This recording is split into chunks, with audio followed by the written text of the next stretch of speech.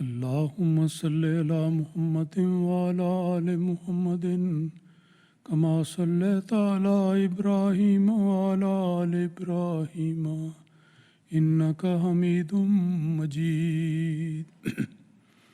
اللهم بارك على محمد وعلى آل محمد كما باركت على إبراهيم وعلى آل إبراهيم إنك حميد مجيد۔ رمضان المبارک کا مہینہ جب ختم ہوتا ہے تو اس کے اگلے روز عید الفطر منائی جاتی ہے۔ اس مناسبت سے آج درس حدیث میں عید الفطر کے مسائل کا بیان ہوگا۔ حضرت عمر رضی اللہ تعالیٰ عنہ بیان کرتے ہیں کہ رسول پاک صلی اللہ علیہ وسلم نے 2 عیدوں کا ذکر فرمایا اور پھر فرمایا اما یوم الفطر ففطرکم من صومکم، کہ پہلا دن عید الفطر کا ہے اور یہ دن وہ ہے جس دن مسلمان روزہ نہیں رکھتے۔ تو گویا جس طرح رمضان کے دنوں میں روزہ رکھنا لازم اور فرض ہے، جب رمضان کا مہینہ مکمل ہو جائے تو اگلے دن عید الفطر کے روز ہرگز روزہ رکھنے کی اجازت نہیں۔ بہت ساری احادیث ہیں، میں ان احادیث کا خلاصہ آپ کے سامنے رکھ رہا ہوں۔ ایک اور حدیث میں رسول پاک صلی اللہ علیہ وسلم نے فرمایا کہ عید الفطر یعنی رمضان کے بعد آنے والی عید قدر دیر سے ادا کی جاتی ہے، جبکہ عید الاضحیٰ جو بڑی عید کہلاتی ہے، قربانیوں کی عید ہے، وہ نسبتاً جلدی ادا کی جاتی ہے۔ اور نماز کی ادائیگی کے بارے میں ایک حدیث ہے، حضرت ابو ہریرہ رضی اللہ تعالیٰ عنہ روایت کرتے ہیں کہ انہم اصابہم مطر فی یوم عید فصلی بہم رسول نبی صلی اللہ علیہ وسلم صلاۃ العید فی المسجد،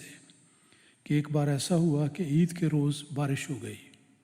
اور اس زمانے کے لحاظ سے اگر بارش ہو جائے تو لوگ باہر جمع نہیں ہو سکتے، مارکی یا ہال کا انتظام نہیں ہوتا، تو اس وجہ سے رسول پاک صلی اللہ علیہ وسلم نے مسجد میں عید کی نماز ادا فرمائی۔ اس سے پتہ لگا کہ عام طور پر عید کی نماز باہر ہونی چاہیے حالات کے مطابق، لیکن اگر مسجد میں کسی وجہ سے ادا کرنی ضروری ہو تو اس کے پڑھنے میں ہرگز کوئی حرج نہیں۔ پھر نبی اکرم صلی اللہ علیہ وسلم نے ایک اور بات بیان فرمائی کہ عید کے دن خاص طور پر غسل کرنا اور جسم کی صفائی کا خیال رکھنا اور خوشبو کا استعمال کرنا یہ بہت ضروری ہے۔ جس طرح جمعے کے بارے میں بھی اسی قسم کی تعلیمات ہیں، تو آپ نے یہ فرمایا کہ یا معاشر المسلمین ھذا یوم جعلہ اللہ لکم عیداً، کہ اے مسلمانوں تمہارے لیے یہ دین عید کا دن ایک جمعے کو عید کے دن کی طرح بنایا گیا ہے۔ فاغسلوا وعلیکم بالسواک، ایک تو یہ کہ تم اپنے جسم کو پاک صاف کرنے کے لیے وضو کرو اور غسل کرو، وعلیکم بالسواک، اور خاص طور پر دانتوں کی صفائی کا خیال رکھو۔ اور پھر اس کے بعد مزید ایک حدیث میں فرمایا کہ علی کل مسلم الغسل یوم الجمعہ، کہ جمعے کے دن ہر مسلمان پر غسل کرنا واجب ہے، سوائے کوئی ایسی مجبوری ہو کہ یہ بات ممکن نہ ہو۔ اور دوسری بات یہ کہ وَأَن يَلْبَسَ مِن صَالِحِ ثِيَابِهِ، کہ وہ جو اچھے قسم کے لباس یا کپڑے موجود ہوں وہ پہنے۔ لازم نہیں کہ نیا لباس ہو، لیکن اگر نیا لباس میسر ہو تو ضرور اس کو استعمال کرنا چاہیے، ورنہ صاف ستھرا دھلا ہوا لباس اس روز پہننا چاہیے، کیونکہ مجلس میں جانا ہے۔ اس لیے ایک اور ہدایت یہ ہے کہ ان کانا لہو طیب مس من ہو، کہ اگر گھر میں کوئی خوشبو میسر ہو تو اس کا لگانا بھی ضروری ہے۔ مقصد دونوں باتوں کا یہ ہے کہ عید کے لیے جاتے ہوئے بڑا مجمع ہوتا ہے، اس لیے کوئی ایسی بات نہیں ہونی چاہیے جس سے بدبو پیدا ہو، تعفن پیدا ہو یا لوگوں کے لیے تکلیف کا موجب ہو۔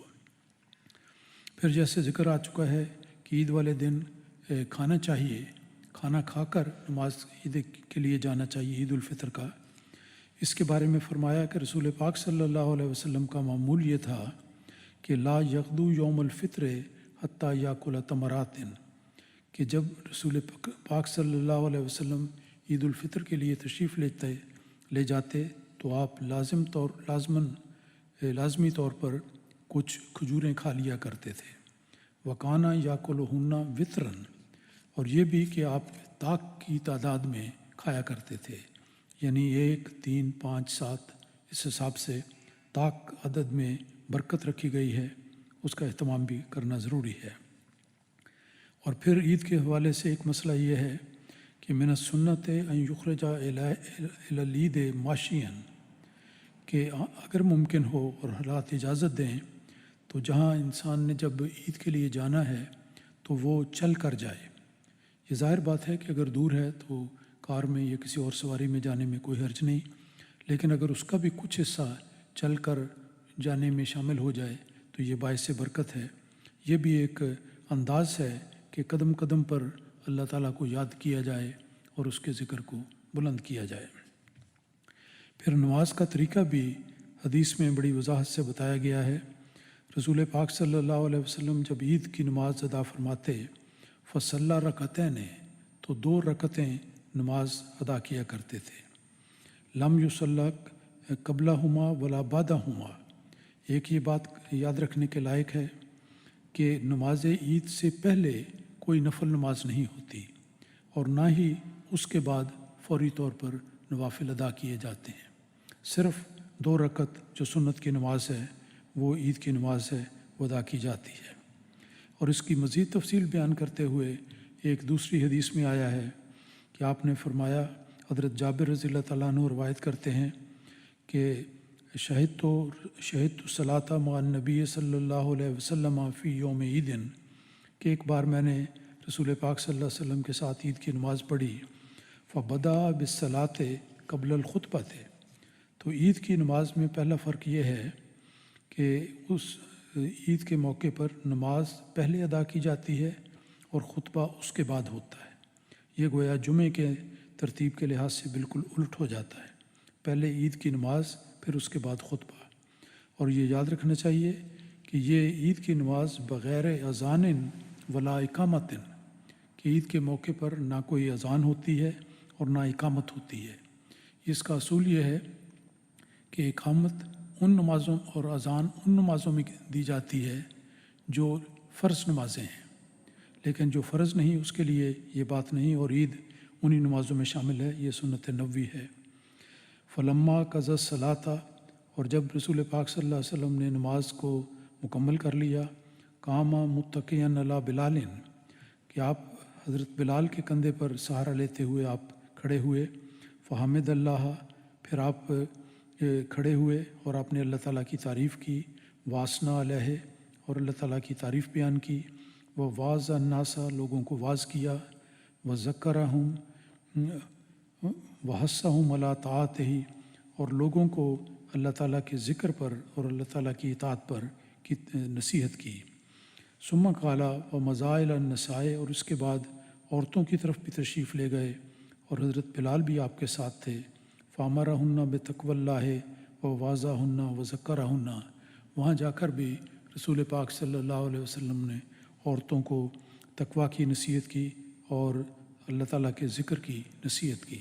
یہ صورت اس طرح ہے کہ جب لاؤڈ سپیکر وغیرہ کی سہولت نہ ہو تو پھر عورتوں کی طرف بھی جا کر تھوڑا سا خطبہ دیا جاتا ہے، یہ سنت نبوی سے ثابت ہے۔ لیکن آج کل چونکہ عام طور پر اس کی ضرورت نہیں ہوتی تو ایک ہی خطبہ سب کے لیے کافی ہوتا ہے۔ اس میں یاد رکھنا چاہیے کہ اس میں تکبیرات بھی زائد کی جاتی ہیں جن کا ذکر آتا ہے حدیث میں،